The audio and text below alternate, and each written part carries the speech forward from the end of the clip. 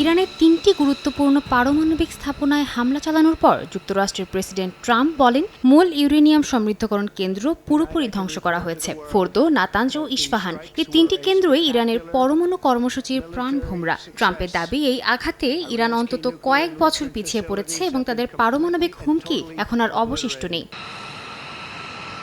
ফোর্দোতে নিক্ষেপ করা হয় ১৪টি বাংকার বাস্টার বোমা, যেগুলো ভূগর্ভে ২০০ ফুট নিচে বিস্ফোরণ ঘটাতে সক্ষম। নাতানজে আঘাত হানে স্টেলথ বোমার বহর, আর ইস্পাহানে ছোড়া হয় টমাহক ক্রুজ মিসাইল। আন্তর্জাতিক পরমাণু সংস্থা জানায়, ইস্পাহানের ৬টি ভবন ধ্বংস হয়েছে, যার মধ্যে ছিল একটি কেমিক্যাল ল্যাব ও দূষিত উপকরণ প্রক্রিয়াকরণ কেন্দ্র। তবে ফোর্দো বা নাতানজে কেন্দ্রীয় ইউরেনিয়াম সঞ্চয়াগারের অবস্থা এখনও নিশ্চিত নয়। কোনো স্বাধীন মূল্যায়ন এখনও প্রকাশ পায়নি বলে জানায় গণমাধ্যম।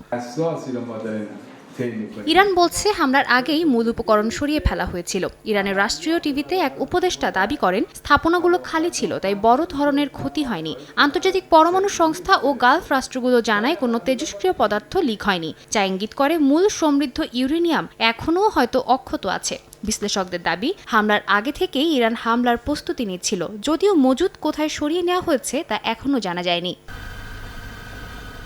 এখন সবচেয়ে বড় প্রশ্ন, এই হামলায় ইরান কতটা পিছিয়ে গেল। বিশ্লেষকরা বলছেন, ইরানের সবচেয়ে বড় সম্পদ তাদের সমৃদ্ধ ইউরেনিয়ামের মজুদ। যতক্ষণ না তা ধ্বংস হয়, তাদের কর্মসূচি পুরোপুরি ধ্বংস হবে না। তাদের মতে, কেন্দ্র ও অবকাঠামো ভাঙলেও জ্ঞান, প্রযুক্তি ও কাঁচামাল থাকলে তারা আবার ফিরে আসতে পারে। একই আশঙ্কা পশ্চিমা গোয়েন্দাদের মধ্যেও। তারা বলছে, এই হামলা হয়তো সাময়িক ধাক্কা, স্থায়ী সমাধান নয়। ইসরায়েল এর মধ্যেই চাপ দিচ্ছে ধারাবাহিক অভিযানের পক্ষে। সাদিয়া তাসনিম, সময় সংবাদ।